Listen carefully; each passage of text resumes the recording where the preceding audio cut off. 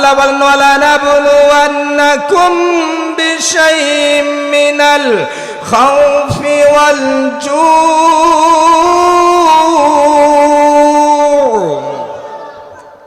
আল্লাহ বলেন আমি তোমাদের পরীক্ষা নেব। এক নম্বরে ওয়ালা নাবলুওয়ান্নাকুম বিশাইইন, আল্লাহ বলেন অনেক গুণা জিনিসের পরীক্ষা নেব।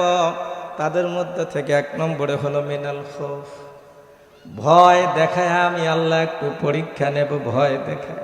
কারো জান নিয়ে, ছোট ছোট বাচ্চার প্রাণ নিয়ে আমি পরীক্ষা নেই। তাফসীরে ইবনে কাসিরের ভিতরে লেখা আছে আজরাইল যখন ছোট্ট বাচ্চার জানটা কবজ করে নিয়ে চলে যায়, মালিক আল্লাহ ডেকে বলেন ওরে আজরাইল,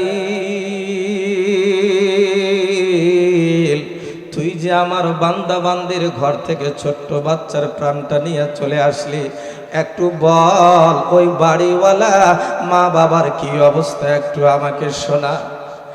আল্লাহ তো সবে জানে, এরপরও আজরাইলের কাছ থেকে আল্লাহ শুনতে চাই।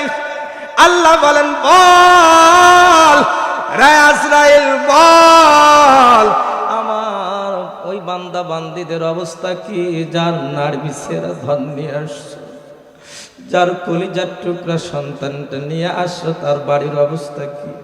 আজরাইল ডাক দিয়া বলেন মালিক আল্লাহ, যে বাড়ির থেকে ছোট্ট বাচ্চাটার জানটা আমি নিয়ে আসলাম, বাড়ির লোকেরা কেউ মন খারাপ করে নাই, বাড়ির লোকেরা শুকরিয়া আদায় করছে আর ধৈর্য ধারণ করে বলছে ইন্না লিল্লাহি ওয়া ইন্না ইলাইহি রাজিউন। আল্লাহ ডাক দিয়া বলেন আজরাইল, আমার যেই বান্দা বান্দিরা ধৈর্য ধারণ করেছে আমি আল্লাহ তাদেরকে বঞ্চিত করব না, বঞ্চিত করা আমার বৈশিষ্ট্য না রে আজরাইল।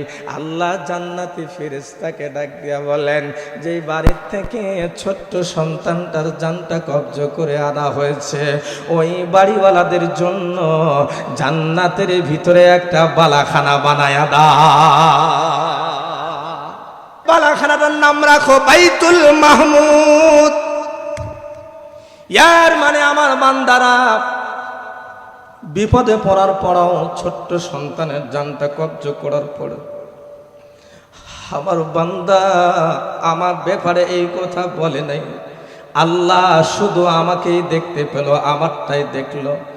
মারা তোমাদেরকে বলে যাই রে বাপ, কোনদিন যদি এমন ঘটনা ঘটে সন্তান তোমার গর্ভে মৃত্যুবরণ করেছে, মা সন্তান ভূমিষ্ঠ করার পরেই তোমার সন্তান দুনিয়ার জমিন থেকে চলে গেছে, 6 মাসে গেছে অথবা 6 বছরে গেছে, নয়তো বা 12 বছরে গেছে, কোনোদিন এই কথা জবান দিয়ে বলবা না।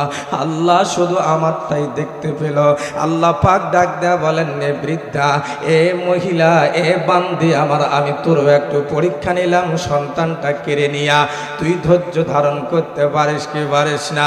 আল্লাহ বলেন ওয়াল আনফুসি ওয়াস সামারাত, আমি আরেকটা জিনিস দিয়া পরীক্ষা নেই, ফল ফলাদি দিয়া পরীক্ষা নেই, ফল ফলাদি সিনায়া নিয়েও আমি পরীক্ষা নেই। ধৈর্য যারা ধরতে পারবে তারা হয়ে যাবে সফল কাম।